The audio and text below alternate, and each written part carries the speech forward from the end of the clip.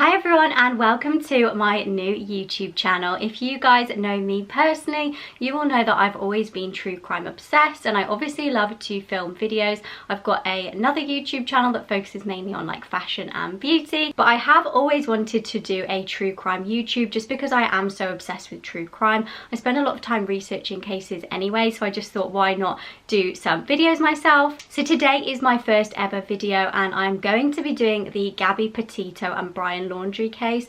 It's an active case going on at the moment and I thought it would be the perfect case for me to do because I've been so invested in this story, like a lot of people have been.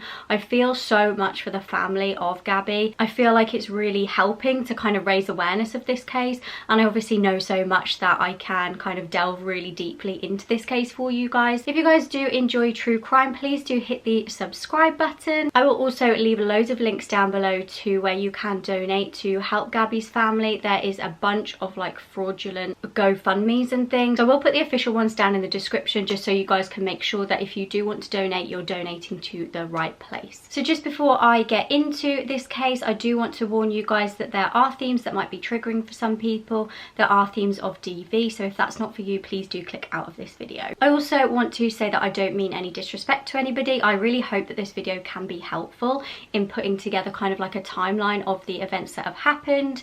If you do have any information about this case, I will leave down below the number that you should call. All the information that I am using today, I have tried to make as accurate as possible. I've collated it all from news articles and websites and the news reports and things that have been going on. So obviously this is an active case, and as of filming now, Brian is still on the run.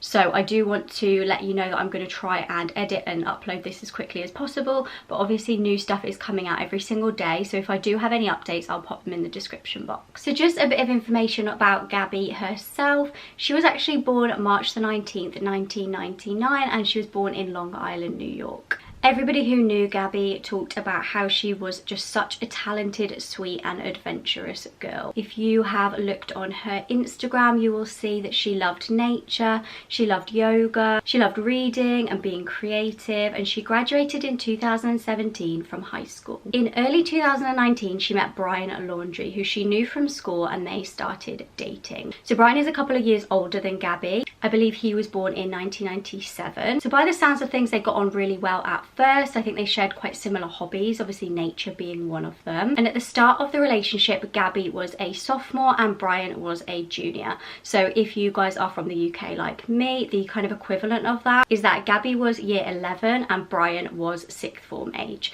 So just to put that kind of into context for UK viewers. Friends of Gabby have reported that they were a very on and off couple. Gabby's friend Rose has actually come out recently to say that Brian was quite controlling in the relationship. He apparently didn't really like her spending a lot of time with her friends. He was quite fearful that she would leave him and he kind of wanted her all to himself. Gabby and Rose actually used to have like an app where you could share your location with your friends, like a friend kind of tracker app just for sort of safety. And Rose reports that Brian actually made Gabby delete this. So in terms of Brian's interests, he loves traveling, he loves the environment, and in several of his Instagram posts you can actually see how passionate he is about the environment and conserving it. A lot of his posts talk about how he kind of prefers to eat fruit and things that don't leave behind packaging. He goes on several kind of Instagram rants about how he doesn't like processed food and he doesn't like packaging. He talks about minimalism and he calls himself a minimalist. He talks about how humans need to learn to live with less in order to sustain the environment. So after Gabby graduated high school, she actually moved in with Brian and his parents in Northport in Florida. So People magazine reported that Gabby at this point worked as a pharmacy technician and Brian sold his watercolors and digital artworks. Now I'll pop a couple of pictures up of some of Brian's artwork. In my personal opinion, it's not to my taste and some of it is kind of a little bit sketchy and weird. A lot of people have talked about online some of the kind of more disturbing artwork that he's done. I will pop some pictures up, you guys can kind of make your own minds up about that. So in 2019, Brian and Gabby went on their first trip traveling together. They drove from the east coast of California to Oregon, just stopping away at loads of different places, camping and visiting various different national parks, and by the sounds of it, this trip was a success. I think they both enjoyed this trip. Fast forward to July 2020 and the pair actually announced their engagement online. They both posted pictures to celebrate their engagement, and I will pop up the pictures on the screen now. Gabby posted, "Brian asked me to marry him and I said yes." And then she tags him and said, "You make me feel unreal and every day is such a dream with you." Brian also posted a picture of the pair of them and put, "My biggest fear is that one day I'll wake up and it will all have been a dream, because this is what every second has felt like since the moment we found each other." And this part is a little bit creepy considering what has happened. He put, "Till death do us part or until I wake up. I'm so happy the answer was yes. Love you, honey," which is just so chilling now considering what has happened to poor Gabby. So jumping ahead again now to March 2021.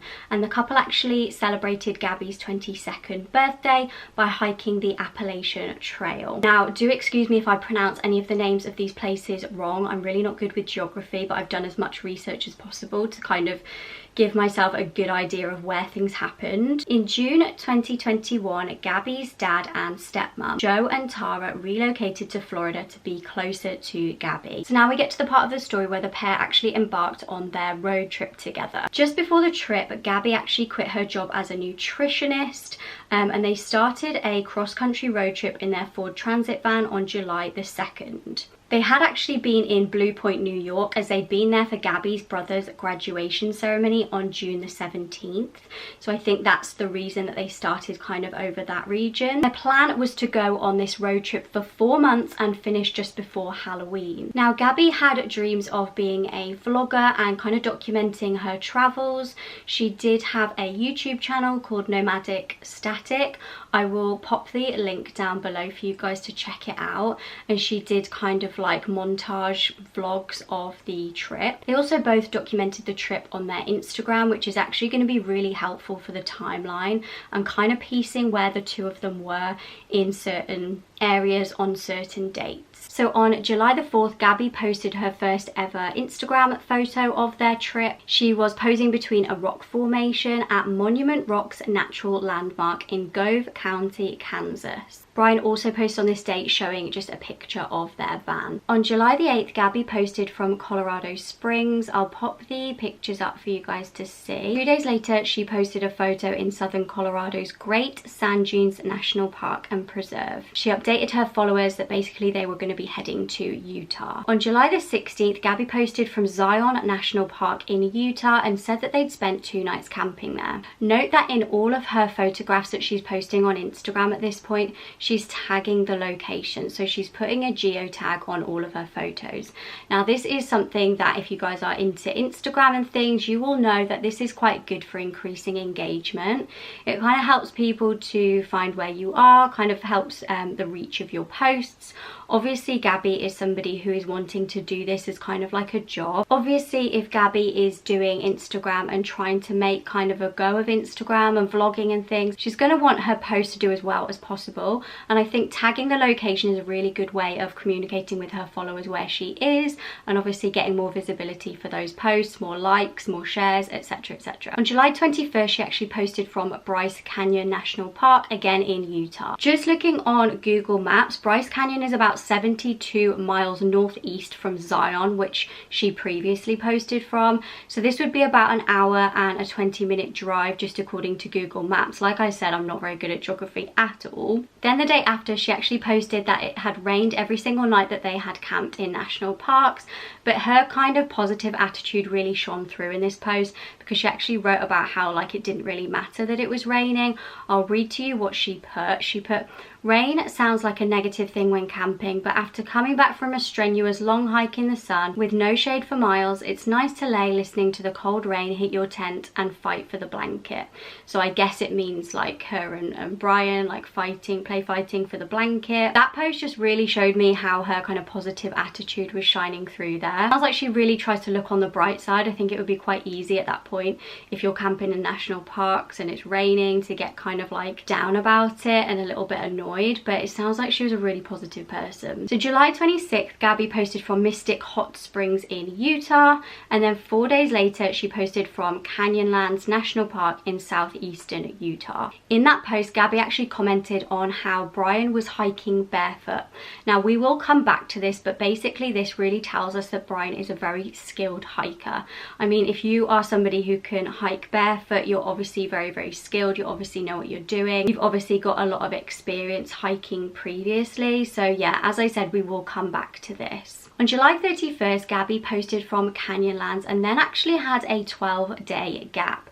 Now, this could have been for numerous reasons. It could have been kind of Wi-Fi. I know that obviously camping and traveling in sort of remote locations, so I don't know what their Wi-Fi would have been like. I don't know whether they possibly just had computer problems or Wi-Fi problems, but yeah, they had a 12-day gap after that post on the 31st. August the 12th, Gabby is back to posting on Instagram. She posts a photo at the Arches National Park in Grand County, Utah. Now, August the 12th is also the date that the pair actually get into what was categorized as a domestic dispute. This is part of the case we're going to really dive into in depth a little bit later on in the video, because at this stage of their trip, this wasn't public knowledge. As far as we could see from Instagram, as far as her followers knew, she posted a photo on the 12th and everything was normal. So in a little while, we will dive into the body cam footage and everything that we know happened on the 12th, but I just wanted to put into context for you for the timeline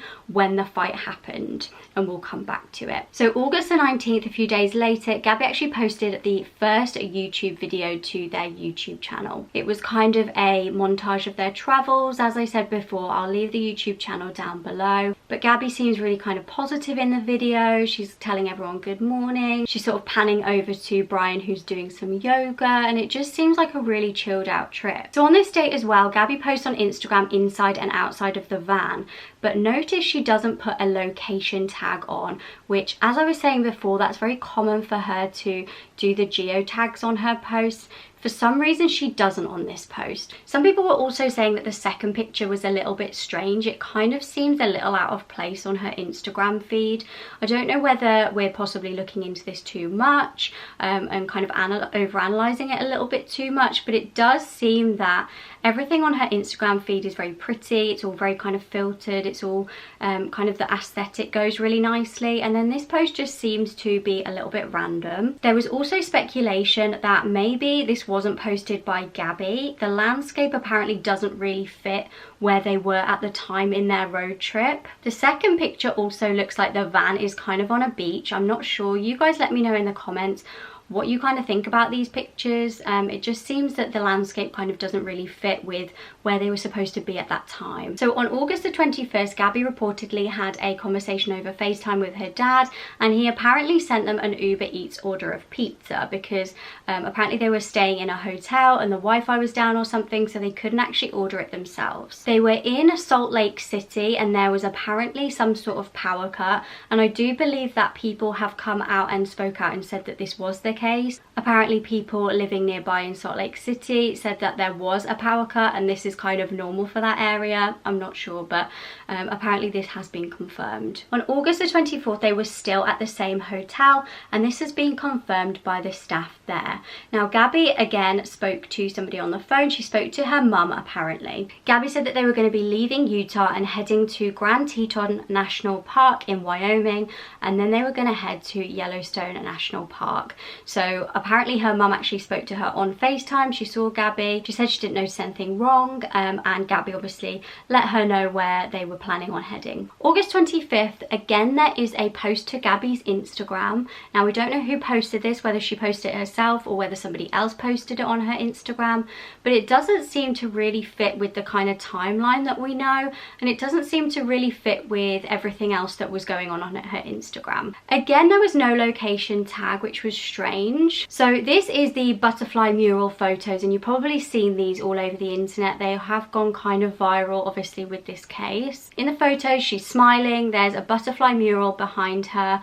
she's holding a knitted pumpkin and it says Happy Halloween. Now there was a bunch of pictures you can kind of like slide across, you know, and group photos together on Instagram, but the very end photo looks a little bit out of place, almost as if it was clicked by accident. It's a really blurry mirror shot and it just doesn't go with the rest of the group of photos that have been uploaded. This may have been a mistake. Gabby might have posted this herself and it might have been a mistake, but it feels like for somebody who is into Instagram and kind of into her feed, obviously making everything look really nice, I feel like if she'd noticed that she'd done that by mistake, she would have gone back and sort of edited it, but I'm not sure. This is kind of all just speculation at this point. People are also saying that her hair in this photograph looks freshly done. Now obviously it's not out of the question, sometimes people post sort of throwback photos on their Instagram, but it just feels like this photo wasn't her at the time of posting. It kind of seems like her hair is freshly done, and obviously we know that she's traveling. It's not really likely that she's gone and got her hair freshly done. It seems like her roots are done, whereas in her other photos they're kind of not. So yeah, that's just something to bear in mind. But we do know that Gabby actually spoke to her mum on that date, and Gabby said that they were near Grand Teton National Park. On August the 27th, Gabby's mum gets a message off Gabby's phone. Now, we don't know whether this was Gabby sending this message or if it was somebody else, but apparently her mum felt like it was a strange message because it said, "Can you help Stan? I keep getting voicemails and missed calls." So Stan is Gabby's granddad, but apparently she never referred to him as Stan, so this is kind of a little bit strange. It would be like me calling my granddad by his first name, which I just would never do.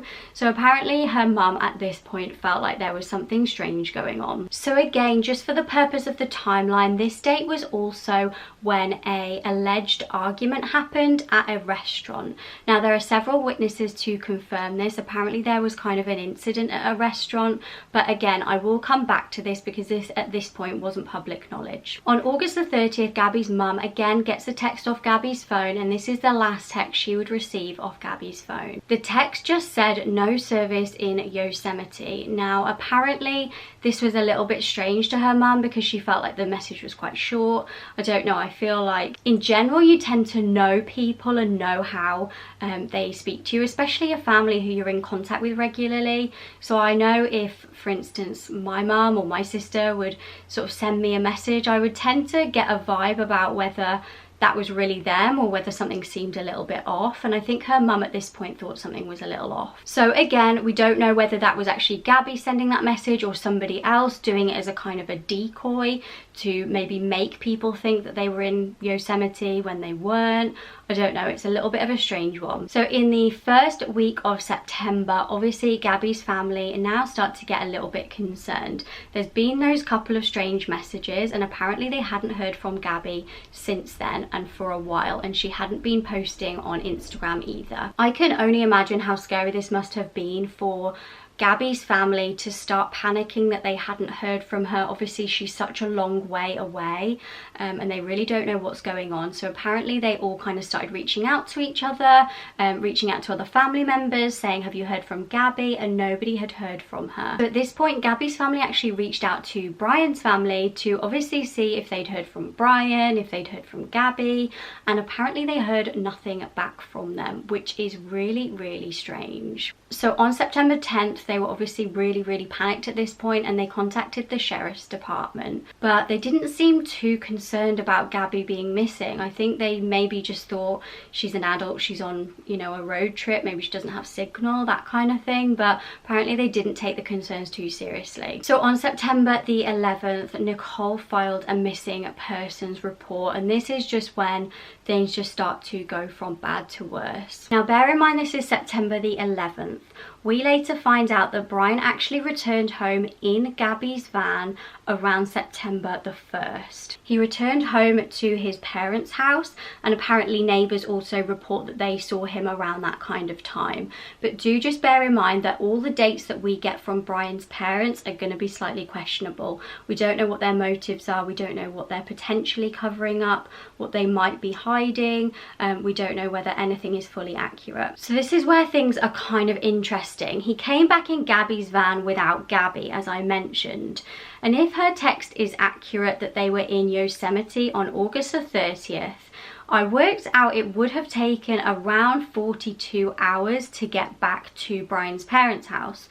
So in 2 days he would essentially have had to drive for 42 hours straight to get back, which, I mean, it is technically possible, but really, would he have been able to drive for 42 hours straight with no sleep, no stopping? Is that really doable, or was perhaps the text from Yosemite not from Yosemite?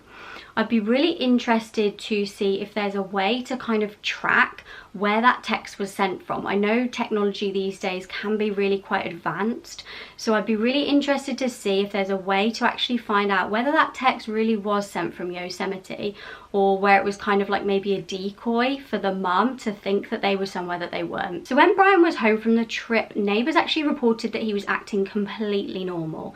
He was going on bike rides, he was mowing the lawn, there was nothing kind of out of place in his behaviour, which seems bizarre if he's not with his fiancée anymore and she suddenly disappeared into thin air. Interestingly as well, the neighbours also reported seeing him cleaning out Gabby's van on the drive. So you do have to wonder what he was doing cleaning out that van on the drive. So we are back to September the 11th now, when the missing persons report has been filed for Gabby. So police officers attempted to talk to Brian, but apparently the parents stopped them at the door. They refused to speak to the police and they just forwarded them onto their attorney, which again, this is all kind of very sketchy behaviour in my personal opinion. So the officers seized the van, Gabby's van, as evidence, and the FBI joined the search for Gabby. Brian's parents have refused to cooperate with police up until this day. For me, that's a little strange because apparently she was like family to them. She lived with them for such a long time, so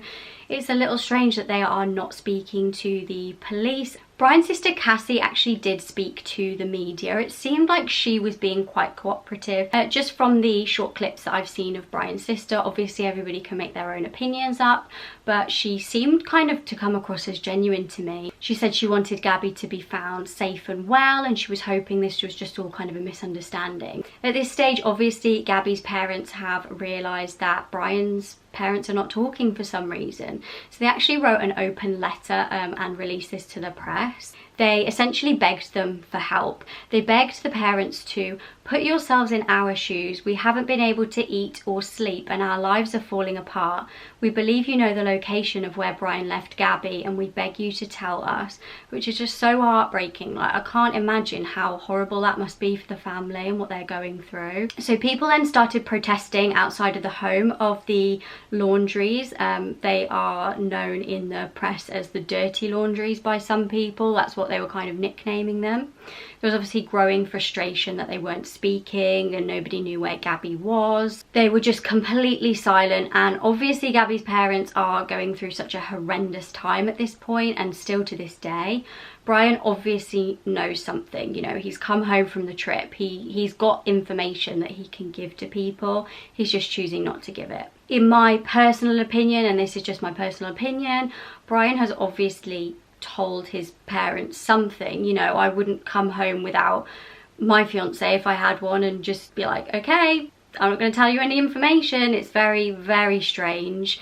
And yeah, if he hasn't told his parents everything, he's definitely told them something, in my personal opinion. So on September the 15th, this is when the case really started to get some traction, because this is the date when the first body cam footage was released. This was in relation to the domestic dispute that I mentioned earlier that was back in August. So it was roughly an hour and a half long, and at the time of me recording this video, there's about 14 million views on this clip. So you can really see that this has really gone viral. If you guys haven't watched the full body cam footage, I will link it down below. But essentially what happened is, I'm going to try and sort of summarize it for you. There was a 911 call on this date reporting a domestic dispute, and it was somebody called Christopher who had witnessed something and he decided to ring the police. So he reported that the couple were fighting, and in a released clip he is heard telling the dispatcher that there was a domestic dispute and the van had just drove off. And he actually clearly states in his call that the gentleman was slapping the girl, and the dispatcher taking the call says he was slapping her, and he states, Yes, and we stopped and they ran up and down the sidewalk. He proceeded to hit her, hopped in the car, and they drove off. So the person that reported that incident, this Christopher, described him hitting her near a store in Moab in Utah. So from watching the body cam footage, it really is heartbreaking because she is just in such a state. You can see that Gabby is clearly so in distress, and Brian just seems the polar opposite in my opinion. He seems very relaxed, he seems very sort of comfortable, jovial, jokey. I just want to mention about the police officers before I kind of get into picking apart the body cam footage. The police officers, in my opinion, seem to be really nice people. I think that they meant well. They seem to really deal with the situation with kindness. They were really trying to kind of diffuse the situation between the two of them, and they seem to be genuinely concerned. Now, Gabby is visibly crying throughout the whole footage. Like I said, it's really quite distressing, and she never really stops. Even when she drives away at the end of the footage, she's still really visibly upset. But when they initially get pulled over, both of them apologise to the police officers because obviously Brian was driving erratically. I believe the police saw the van hit the curb and the police pull them over. So they both apologise, and Gabby kind of takes the blame and says she was distracting him. She's like, it was me, I was distracting him, I'm sorry. So they separate the two of them. They reassure them, you know, you're not in any trouble, you just need to come into the back of the police car to Gabby. But the officer does keep reassuring Gabby. He keeps saying, you know, we just want to talk to you, we just want to separate you two for a little bit. Brian, like I mentioned, is very, very jovial during the whole of the police body cam footage. He's kind of laughing and smiling and joking and like passing things off as jokes and things, whereas Gabby, in complete contrast, is actually struggling to get her words out. She seems very, very distressed. She seems very, very worried. Brian also, during the police body cam footage, actually tells officers that he doesn't have a phone. He kind of mentions in passing, I don't really have a phone. I don't know what that actually means. I don't really have a phone. You either have a phone or you don't have a phone. I don't know whether maybe he means he doesn't have a phone that is connected to the internet that can do much. But yeah, it seems strange because he says that he doesn't have a phone, and then later on in the body cam footage you can see him pull out a phone, and it's definitely not Gabby's phone because she, you can see in the footage, has her phone on her lap. So Gabby states that they were having personal issues. She said that she has OCD and anxiety, and she says sometimes she's just in a bad mood, she just has a bad attitude, but she states that she really doesn't mean it. It's just kind of her anxiety gets the better of her sometimes. She also mentioned that Brian locked her out of her own van, and she was desperately trying to get back in the van. Apparently he told her she needed to calm down and locked her out, which obviously just kind of made things escalate further because she was desperate, like clawing at the van trying to get back in. She also mentioned in the footage that Brian doesn't really believe in her, and she said that he doesn't really believe that she can do the website and the vlogging and things, which is really sad to hear because I feel like your fiance should be somebody who is like bigging you up and kind of encouraging you, especially on their trip, you know, like there's just the two of them. They can't really support, they can't really have any support from anybody else, so you kind of need that person there as your support. So in this footage, the police officers eventually state that they feel Brian is the victim because he had some scratches on his face. Brian also tended to kind of place the blame on Gabby throughout the body cam footage. He at one stage calls her crazy and laughs and kind of is very flippant with it. So you can see that he's really letting her take the blame for him, and she is very quick to blame everything on herself. He said that he got his injuries on his face because he was trying to push her away and create some space, and she was kind of being the aggressor. And I feel like this is quite a controversial, the footage is quite controversial. It's really kind of split opinion with people, and a lot of people are very angry that he was considered the victim when she was labelled as the aggressor. Obviously, a male or a female can be a victim of domestic violence. It's not based upon gender, but there is further stuff that comes out that leads us to believe that Brian was not innocent. So they separate the two and put a no contact order in place for the evening. Brian actually asks if he could go to jail instead of doing this, and the officers said no, because you've done nothing wrong, which is a little bit controversial considering that the call to the police had stated that a witness saw him hitting her. but they say, no, you've done nothing wrong, so you can't go to jail. And he actually jokes with the police officers and says like, oh, well, what if I steal something from you? And they kind of don't really react to that. So again, this just shows that he's kind of being very, very jovial and jokey with the whole situation. So they give Gabby the keys to her van and they let Brian go to a hotel for the night. So obviously there's quite a contrast there. Brian's got a secure, safe hotel and Gabby is left without anybody with her, just on her own to sleep in the van for the night, which for me personally, I would feel really, really unsafe doing that as just a female on my own. I think it's slightly different if you've got your fiance there with you, you feel a little bit more safe, but to leave her kind of alone to sleep in the van for the night, I don't know. I feel like personally for me, that's just a little bit questionable. So they weren't allowed to talk to each other, but the police officer asks Gabby if there are any messages she wants to give to him, and she says, tell him I love him and tell him to take a phone charger, which, if he doesn't have a phone, why is she telling him to take a phone charger? So it's just these little kind of strange things, like, why are you lying about having a phone? Are you lying about having a phone? It's just strange. So in the first body cam footage, I feel like the officers are being really nice and kind and really trying to help the situation. I don't know how you guys feel, let me know in the comments. But it seems that they were misinformed regarding Gabby being the aggressor, not Brian. It seems like they were just misinformed about this information. They didn't really know.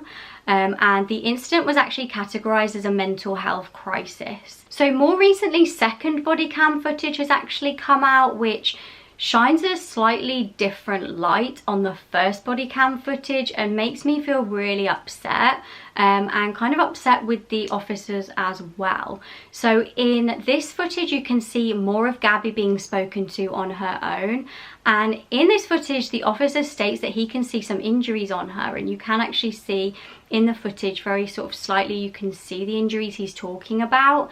Now this officer really kind of presses her for information, and she is very, very hesitant to actually admit to having injuries and how they happened. So he asked several times, did Brian hit you? And she defends him by saying, in his defense, I hit him first, I definitely hit him first. She says he more kind of grabbed her face like this. But obviously this isn't what the 911 call stated. The 911 call stated that they witnessed Brian hit this girl. So again, a little bit controversial, this footage. She is just very, very hesitant to admit that he actually hit her and injured her. Now, typically this tends to be the case with DV victims. Obviously every situation is different, but typically people are fearful of abusive partners and may want to take the blame. They may just feel like it's their fault because of abuse or whatever. I'm not saying that's the case in this situation, I'm just purely speculating. But sometimes with DV, you can feel like something's your fault because of how your partner has made you feel, and you've taken blame so many other times before. It could be kind of like emotional manipulation in a way, or sometimes DV victims can just be really fearful of what happens if they tell somebody that they're being abused. If you admit that somebody's injured you, you can be really fearful of the repercussions. Well, what are they going to do to me because of that, because I've told somebody? So more recently, a witness came forward to state about the August the 27th argument that occurred. If you remember back in the timeline, I mentioned briefly that there was sort of an incident in a restaurant. Now, the restaurant was in Jackson, and a witness called Nina Angelo, I think, stated that there was like a commotion. She came forward to say that Brian had aggressive body language and was arguing with a waitress about possibly the bill or some sort of money issue. That's the kind of impression that this witness got.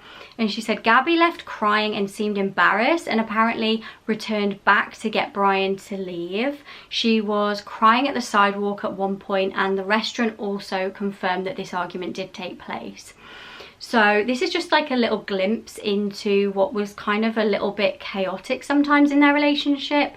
We've obviously got the incident with the body cam footage, and we've got this separate incident a while later at this restaurant. So I think we're building up a little bit of a picture of some sort of aggression that was going on there, some sort of anger issues that might be present.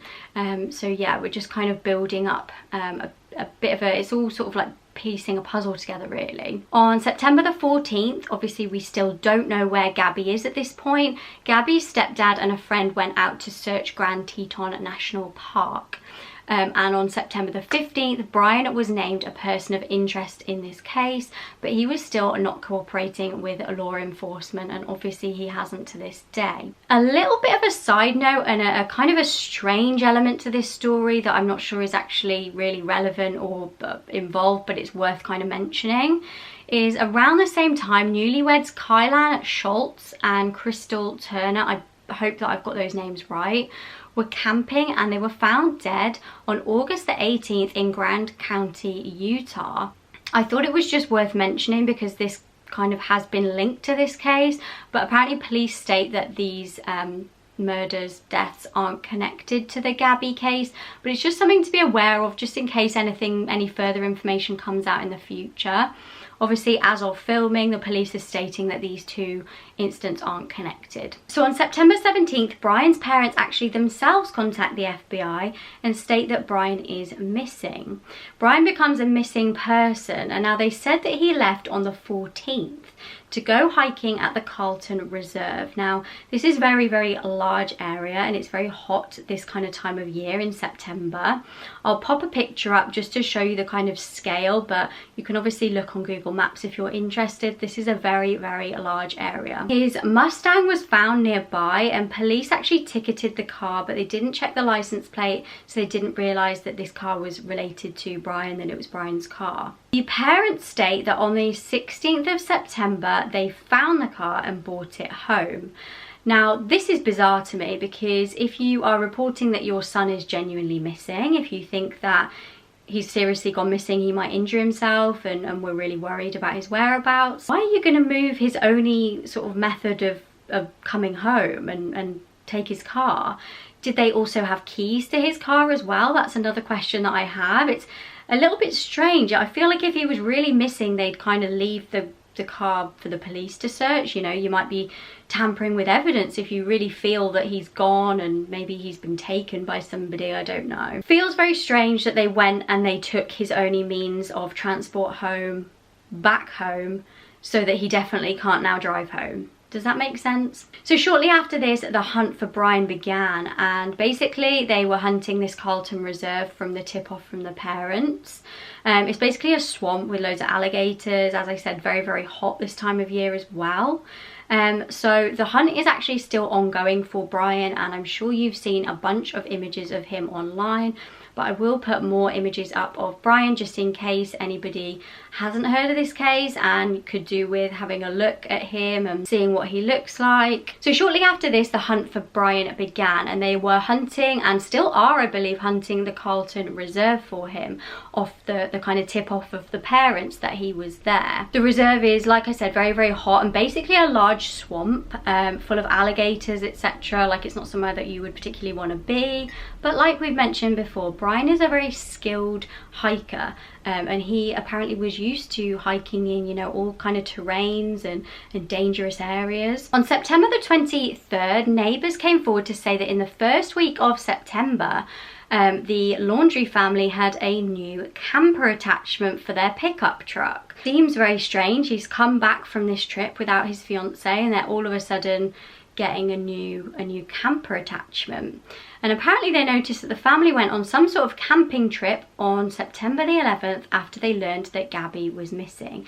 Again, in my personal opinion, very strange behaviour if you know, suddenly are informed that your son's fiancée is missing. You'd surely want to, you know, stay. You wouldn't want to run away. Seems a very odd time to go on a camping trip, in my opinion. So at this point, the case started going very viral on TikTok. A lot of TikToks were put out around this time about this case. A lot of kind of misinformation as well, I will say, but some really, really helpful information. So Miranda Baker posted a TikTok and said that she and her boyfriend had picked Brian up on the 29th of August. I'm going to insert her clip now. Hi, my name is Miranda Baker, and on August 29th, my boyfriend and I picked up Brian at Grand Teton National Park at 5:30 at night at Coulter Bay.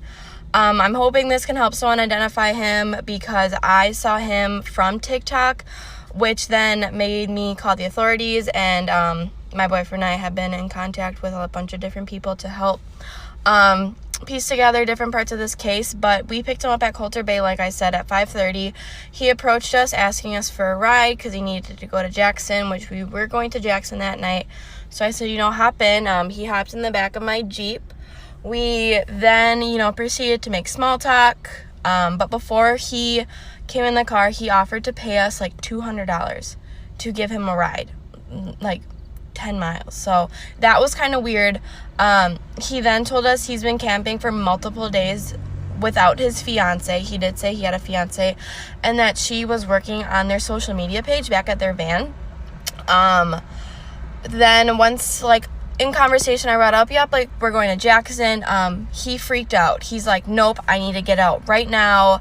Like, pull over. So we pulled over at the Jackson Dam, which I don't know if you know, like, Teton Park, but it's not very far from Coulter Bay. And if this does, like, reach people, I can post pictures of, exactly where we picked him up and the whole route or whatever, and, like, screenshots of, like, the timestamps. We dropped him off at 6:09 p.m. on August 29th. He kind of, like, hurried out of the car, and then he's like, okay, I'm just gonna go find someone else to, hitchhike. And we're like, okay. It was a weird situation. So when we picked him up, he was wearing a backpack, he had a long sleeve pants, hiking boots, and he had, like, scruff, but he didn't look dirty. For someone who was camping for multiple days, like, he didn't look dirty, he didn't smell dirty, so that part was kind of weird. And I'm just really hoping that they find her, and this helps someone, like, remember seeing him, or, something like that. So another woman called Norma had reportedly picked Brian up after Miranda stated that she had dropped him off, so shortly after that, and apparently he asked to be dropped off around the area of Spread Creek. Now, Norma had reported that it was a little strange, but Brian kind of abruptly left out of the car that they were in. Apparently she kind of offered to take him a little bit closer to his destination, and he was kind of just like, no, and just got out of the van. This is really interesting as well. Now, footage from August the 27th also started to go viral when some YouTubers, vloggers were editing some footage of their kind of road trip as well. So they realized that they spotted Gabby's van in a clip. So I'm gonna insert some photos and clips now. Apparently they said that the van seemed deserted, but they noticed the Florida license plates, and I think they were from nearby and thought, oh, these people might, be nearby us, we want to go and say hello. But they said that they went over to the van and it was pretty much deserted, so they kind of just drove off. But they did luckily catch this on their little GoPro that they were using at the time. A couple of things with this footage: people are saying that you can see the van door shut. So I don't know, let me know if you guys think that you can see the van door shut as the people drive past it. It's really strange. It's like maybe somebody was in there at the time and was trying to lie low. There's also in the clip visibly what looks like flip-flops, and people are saying these look like Gabby's flip-flops from a previous post. So make your own minds up about that. I personally do think they look really similar to Gabby's flip-flops. And also some people are now saying that they can see drag marks by the van, which is really, really horrifying. So you guys can make your own minds up about what you think is in that video. On September the 19th, there was a heartbreaking conference, press conference, that basically stated that they had found Gabby's remains, or remains that they thought were probably Gabby. It wasn't officially confirmed at this point, but you can really hear in the guy's voice that's doing the press conference how upset he is by this. On September the 20th, a search warrant was executed for the Laundrie's house. It was also declared a crime scene at this point, so really kind of progressing in this case now. 25 FBI agents removed Brian's car. They removed a lot of electrical items from the house as well, and they said that they searched every inch of the property, I'm assuming for anything that could be kind of related to this case, any of Brian's belongings. any kind of electrical devices. I've been watching a lot of news reports about the electrical devices they could potentially get. And if they have any kind of electronic Alexa devices and things like that in the Laundrie's house, these could be really vital, because these devices kind of tend to record what you're saying, and if any of these devices did have anything like voice activation and things installed in them, it could be quite interesting to listen back. And I guess the FBI are really looking into all of the electrical devices and what they can kind of ascertain from that. Hopefully they'll be able to hear some kind of conversations. I don't know, I'm just kind of speculating and hoping at this point. And then the day after, the FBI confirmed that the remains found were of Gabby, which is absolutely awful. Apparently the parents just knew when they were showed an article of clothing that they knew was like a favorite article of clothing of Gabby's. So I just can't imagine how awful that must be for the family. It was also ruled a homicide very quickly. Personally, I feel like they were quite quick to actually ascertain this, so I'm guessing, and I'm just guessing at this point, that maybe the cause of death would have been something quite obvious. Sometimes autopsies and things take ages to actually ascertain whether something's a homicide or not, but clearly here they are saying it's definitely a homicide right from the get-go. So currently Brian is still on the run, and the search is considered a manhunt. Now, Dog the Bounty Hunter has got involved as well. I believe that he's got, I think he's quite big in America. He's got a television show and things, and he kind of does this for a living. He hunts people and finds fugitives and things. Apparently he's found thousands and thousands of people before, so I'm really hopeful that he can bring something new to this case. He actually tried to appeal to the family's better nature, the Laundrie family's better nature, and he knocked on the door. There's footage of him going and knocking on their door. He said that he was quite persistent without disturbing the peace, which I really respect. I think he tried to reach out to them and see if they would talk to him, but obviously they didn't. They just ignored him. I believe that Dog the Bounty Hunter has had a daughter pass away before, so I think he felt quite drawn to this case and felt like he wanted to help the family. So kind of like recent updates really, an arrest warrant was issued for Brian, alleging that he spent $1,000 using an unauthorized Capital One debit card in the days following the death of Gabby. Now, what we believe is that this was Gabby's debit card that he was using, and yeah, that's basically why they were able to put an arrest warrant out for him. A public records request has also revealed that Brian's mother, Roberta, checked into a campground at Fort DeSoto Park in early September. And we can actually, I'll try and pop a picture up. The record of campers shows that she checked into site 001 Waterfront between September the 6th and September the 8th. According to the Laundrie's family attorney, Stephen Bertolino, the family camped from September the 6th till the 7th, and they all left the park together. So I'm thinking at this point, can we believe that? Did they all leave together, or did they maybe prepare Brian for something, for going on the run? Was this a plan that they all had together? I'm just speculating. Can we really believe what the parents are saying? Can we really ever know what they were doing in the campgrounds at that time? So as of filming this, and I said that I would try and edit this and get this up as soon as possible, but as of filming this today, we have just learned that Brian's dad has apparently joined the FBI in the search for Brian, and they're still searching the Carlton Reserve. Now, there's a picture that's kind of angering a lot of people, and it did anger me when I saw it, of Brian's dad kind of joking with one of the FBI officers, and I just think, why are you laughing? Like an innocent girl has been murdered here. It just seems really in poor taste. I don't know what he's got to laugh about, especially if he's also concerned for his son who's gone missing. It seems really strange. But apparently this ordinarily isn't done when you've got somebody who is wanted in connection with a murder. You don't usually have their dad join the search in with the FBI, so it's all a little bit odd at the moment. Do let me know your guys' opinions in the comments, and please don't forget to hit the subscribe button. Like I said, I will leave all of the information, the genuine donation places in the links down below, so that you can make sure if you want to make a difference this family, if you want to donate, you're donating to the right place. I really do hope we get some justice for Gabby soon, because it's just such a heartbreaking case, and I just really feel for her. In those clips that we see of her, she looks so sweet, and I just can't help but feel so sorry for her. As I said before, I will pop any updates that I have in the description box down below to keep you guys updated, and hopefully you will all add into the comments as well anything else that you know about this case that I maybe don't know. Please do make sure that you subscribe if you do like these videos, and let me know any other cases that you'd like me to cover. Thank you all so much for watching. I really hope that this video has been helpful and raised some awareness on this case, and hopefully I'll see you all in my next video.